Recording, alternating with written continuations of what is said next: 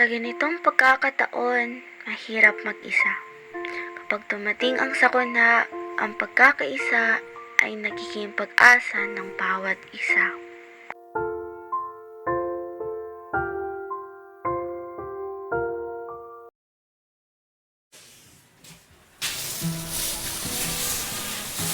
Ang dami pa natin kailangan tapusin, pero alam kong kaya natin ito dahil sama-sama tayo. Oo nga, hindi tayo magpapatalo para sa nangangailangan. Tulong-tulong tayo.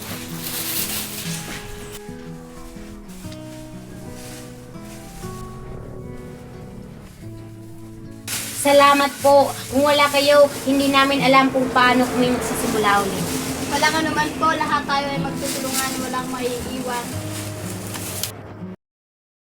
Ang tunay na pagkakaisa ay nakikita sa oras ng pangangailangan.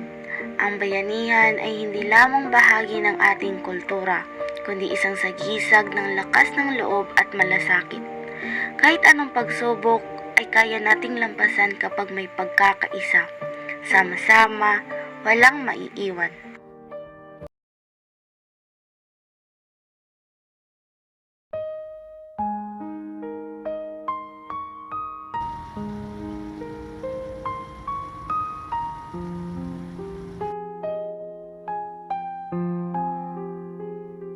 Kailangan natin mag-isip ng paraan para mapag-aralan natin ang ating anak.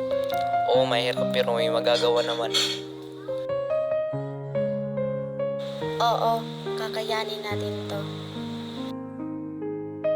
Sa subsidiarity, ang solusyon ay nagsisimula sa sarili, sa pamilya, at sa komunidad bago humingi ng tulong mula sa mas mataas na antas.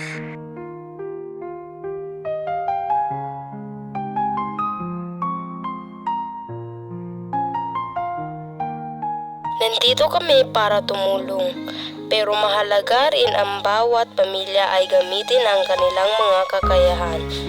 Kaya ba ng pamilya mo magsimula ng isang maliit na proyekto para mapasuportahan ang pangangailangan ng anak ninyo? Opo, subukan po namin. Maraming salamat sa suporta ng barangay.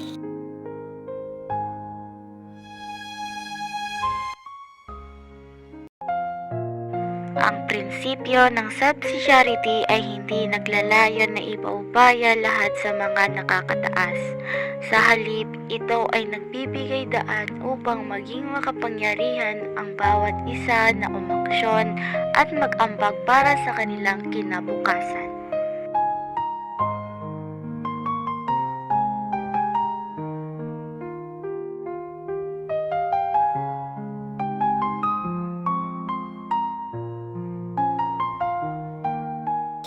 Dahil sa inyong pagsusumikap at nakatulong ang komunidad, nakakuha ang anak nyo ng scholarship para sa kanyang pag-aaral.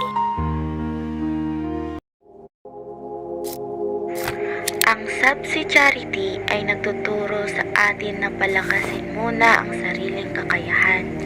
Ngunit kapag kinakailangan, ang tulong mula sa komunidad ay naroon upang magbigay ng suporta sa bawat isa sa ating lahat.